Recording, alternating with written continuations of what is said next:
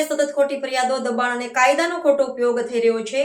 આ અંગે પત્રકાર સંઘર્ષ સમિતિ ગુજરાત રાજ્ય દ્વારા આજે જિલ્લા કલેક્ટર શ્રીને આવેદનપત્ર આપવામાં આવ્યું હતું.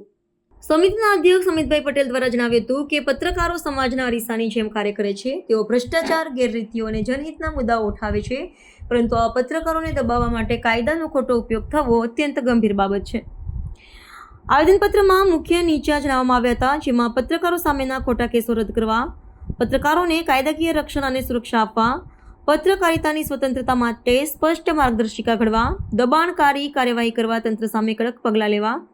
પત્રકાર સંઘર્ષ સમિતિ દ્વારા જણાવ્યું હતું કે જો પત્રકારોને ન્યાય અને રક્ષણ નહીં મળે તો રાજ્યવ્યાપી ગાંધી ચિંધ્યા માર્ગે આગળ વધીશું.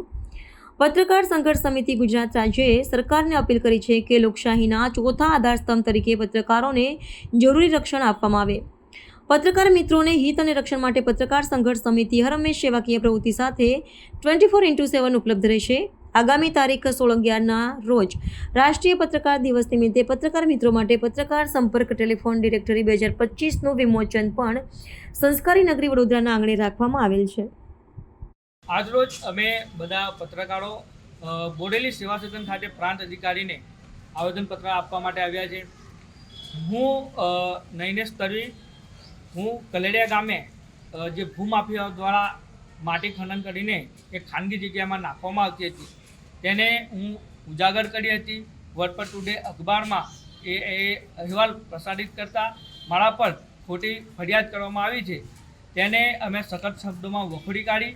આજે પ્રાંત અધિકારી સાહેબને મારા વિરુદ્ધ જે ખોટી ફરિયાદ થયેલી છે તેને તાત્કાલિક અસરથી રદ કરવામાં આવે તેવી માંગ સાથે બધા પત્રકારો દ્વારા આવેદનપત્ર આપવામાં આવ્યું છે અને સાથે સાથે એની ઊંડાણપૂર્વક તપાસ કરી મને ન્યાય મળે તેવી માંગ કરવામાં આવી છે.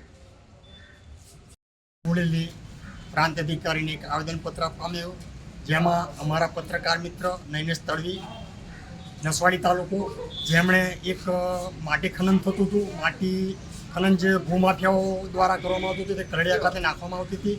તેમાં અમારા નૈનેશભાઈ તડવીએ વર્ડ ટુડેમાં એ જે ઉજાગર કરેલું છે તેના અનુસંધાને આ લોકોએ અમારા નૈનેશભાઈ પત્રકાર તડવીને ધમકી આપેલી છે અને એમની પર ખોટી એફઆઈઆર દાખલ કરેલી છે. તે એફઆઈઆર રદ કરવા બાબતે આજ રોજ બોડેલી પ્રાંત અધિકારીને એક આવેદનપત્ર આપી અને એને અમારા નૈનેશભાઈ તડવીને ન્યાય મળે અને એ એફઆઈઆર તત્કાલ ધોરણે રદ કરવામાં આવે તેની રજૂઆત કરવામાં આવી છે અને માફિયાઓ સામે તપાસ કરવા તેમને રજૂઆત કરેલી છે. ઓકે.